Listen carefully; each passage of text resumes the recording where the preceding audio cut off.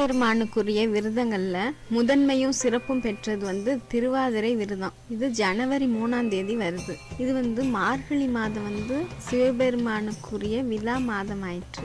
திருவாதிரையின் பெருமையை தேவாரமும் பிராணங்களும் சொல்லுது. 27 நட்சத்திரத்துல திரு அப்படிங்கிற அடைமொழியை கொண்டவை திருவாதிரை, திருவோணம், இந்த நட்சத்திரங்கள் தான். திருவாதிரை சிவபெருமானுக்குரிய விண்மீன். இது அன்னலான், ஆதிரையான் என்ற பரிபாடல் தொடர் விளக்குது.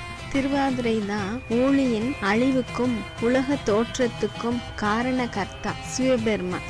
எனவே சிவபிரான் ஆதிரையான் அப்படின்னு சொல்லப்படுறாரு. திருவாதிரை திருவிழா நடராஜர் தலங்கள்ல விசேஷம். அதுவும் சிதம்பரம் கனக சபை, திருவாலங்காடு ரத்தின சபை, மதுரை வெள்ளியம்பலம், திருநெல்வேலி தாமிர சபை, திருக்குற்றாலம் சித்திர சபை என்ற பஞ்ச சபைகளில ரொம்ப விமர்சையா கொண்டாடப்படுது.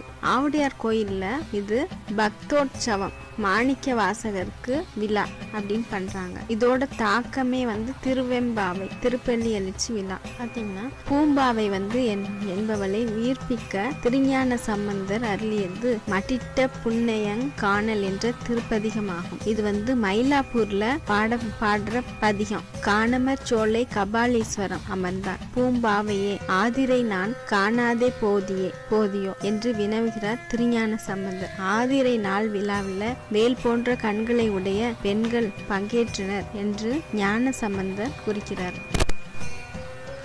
திருவாதிரை திருப்பதிகம் அப்படின்னா தியாகராசர் தலத்துல சிறப்பிடம் பெறுவது என்னன்னு பாத்தீங்கன்னா திருவாரூர் தான். திருவாரூர்ல பங்குனி உத்திரமும் திருவாதிரையும் விசேஷம். தியாகராசர் திருவாரூரில் நடந்த திருவாதிரை விழாவை தரிசித்து திருப்புகலூருக்கு போனாரு. அப்ப திருப்புகலூர்ல இருந்த முருகநாயனார் மடத்துல திருநாவுக்கரசர் தங்கி இருக்காரு. திருநாவுக்கரசரோட வருகையை அறிஞ்ச சம்பந்தர் நகர எல்லைக்கு அவரை வரவேற்கிறாரு. இருவரும் ஒருவர் வணங்கி முகமன் கூறி நல்லா எப்படி இருக்கீங்க அப்படின்னு சொல்லி விசாரிச்சுக்கிறாங்க. அப்போ திருநாவுக்கரசர் திருவாரூர்ல நடைபெறும் ஆதிரை விழாவை சிறப்புகளை பத்தி திருஞான சம்பந்தருக்கு சொல்றாரு.